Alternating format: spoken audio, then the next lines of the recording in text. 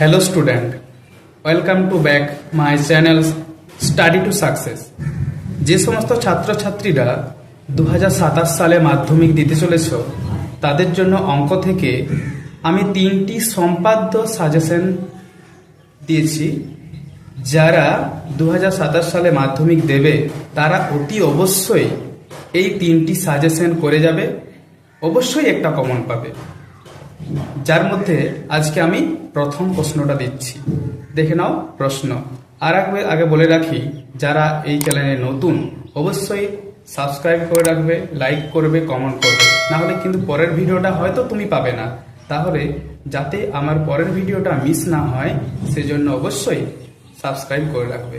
চলো দেখে নাও প্রথম প্রশ্ন। আজকে প্রথম প্রশ্নটা হলো 6 সেমি বাহু বিশিষ্ট একটি সমবাহু ত্রিভুজ অঙ্কন করে তার অন্তবৃত্ত অঙ্কন করো। তাহলে প্রথমেই 6 সেমি একটা রেখাংশ নিয়ে নিতে হবে।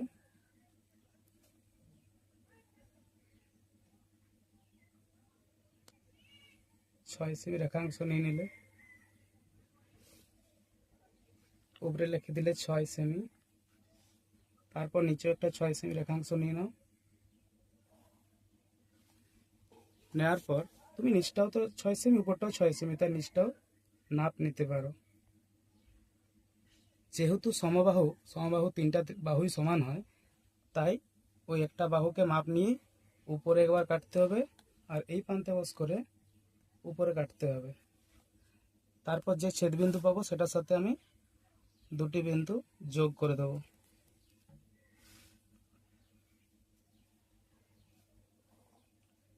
যদি প্রশ্নতে নাম দিয়ে দেয় তাহলে সেই নামে দিতে হবে, যদি কোনো নাম না বলা থাকে তখন নিজের ইচ্ছা মতো নাম দেওয়া চলবে, এ বি সি। তারপর যেহেতু অন্তবৃত্ত তাই তার প্রত্যেকটা কোণকে সমাদ্বিখণ্ডন করতে হবে, সেই জন্য প্রত্যেকটা কোণকে অর্ধবৃত্ত অঙ্কন করব প্রথমে এভাবে। বি কোণটাও, সি এ কোণকেও। তারপর সির বিন্দু থেকে উপরে একবার ছেদ করব, এই প্রান্ত থেকেও একবার ছেদ করব। বি বিন্দুর এক প্রান্ত থেকে একবার ছেদ করব,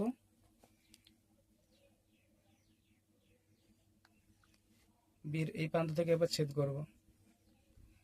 সেরকমই এ বিন্দুর একবার এই প্রান্ত থেকে ছেদ করব, একবার এই প্রান্ত থেকে ছেদ করব। এই যে ছেদ বিন্দুগুলো পাচ্ছি সেগুলা তার প্রত্যেকটা শীর্ষবিন্দুর সাথে যোগ করে দেব। দেখবে যেন প্রত্যেকটা রেখাংশ সোজাভাবে যায় আর 3টা বাহুই একটা বিন্দুতে ছেদ করবে।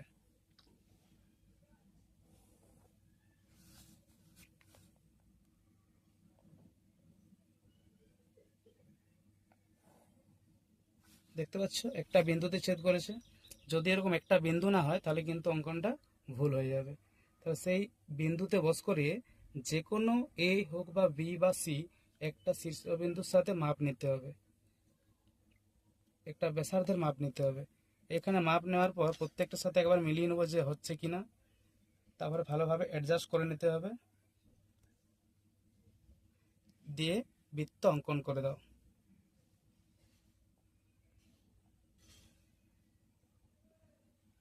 হয়ে গেছে। দেখতে হবে যেন কোনোটা ব্যাসার্ধ থেকে বেরিয়ে না যায়, প্রত্যেকটা যেন বাহুর সাথে টাচ থাকে। তারপর মাঝটা একটা নাম দিয়ে দাও ও। এটাই হলো তোমাদের অন্তবৃত্ত, যেটা এবছর খুবই ইম্পর্ট্যান্ট।